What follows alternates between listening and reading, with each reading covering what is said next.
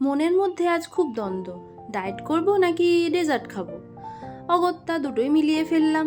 তৈরি হয়ে গেল দারুণ স্বাদের আর কালারফুল এই ফ্রুটি পপসিকেল। নিশ্চয়ই এতক্ষণে বুঝেই গেছো কি দিয়ে এটা তৈরি। তো চলো শুরু করি। প্রথমে জামুনগুলোকে খুব ভালো করে ধুয়ে নিলাম। এরপর একটা একটা করে জামুন নিয়ে শাঁসগুলোকে বীজ থেকে আলাদা করে নেব। আজকে এমন একখানা আইসক্রিম বানাবো যেটা বাচ্চা থেকে বুড়ো সবাই খেতে পারবে, কারণ এটার মধ্যে আমি কোনো চিনি দেব না। তো এটা ভীষণই হেলদি হবে আর টেস্টিও হবে। সব কটা জামুন এইভাবে আমি শাঁস বের করে নিয়েছি। এখন একটা ব্লেন্ডিং জার নিয়ে তাতে সমস্ত শাঁসটা দিয়ে দেব। এরপর স্বাদের জন্য আমি এখানে 1 চামচের মতো দিয়ে দিচ্ছি মধু। কেউ চাইলে আপনারা চিনি দিতেই পারেন বা গুড় পাউডারও দিতে পারেন। আমি এখানে মধুই দিলাম। এরপর সামান্য একটু বিট লবণ দিলাম আর দিলাম চাট মশলা। এবার ঠান্ডা জল এই 1 কাপের মতো দিয়ে ভালোভাবে সব কিছু ব্লেন্ড করে নিলাম।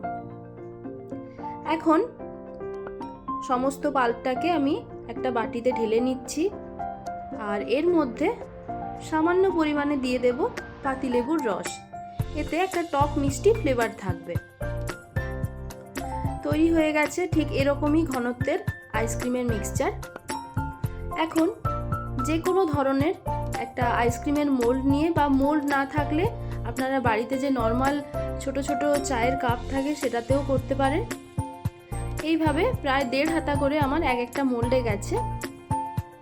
দিয়ে ভালোভাবে ছিপিয়ে আটকে দেব আর একটা করে দিয়ে দেব আইসক্রিমের খাঁচি।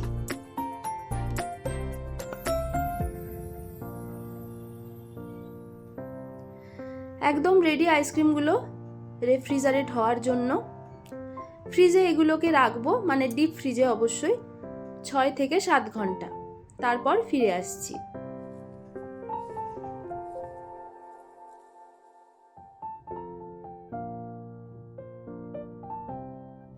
তৈরি হয়ে গেছে ভীষণ কালারফুল টক মিষ্টি জামুন পপসিকেল বা জামের আইসক্রিম।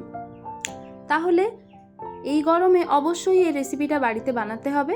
আর কমেন্ট বক্সে জানাতে ভুলবেন না কেমন লাগলো রেসিপিটা।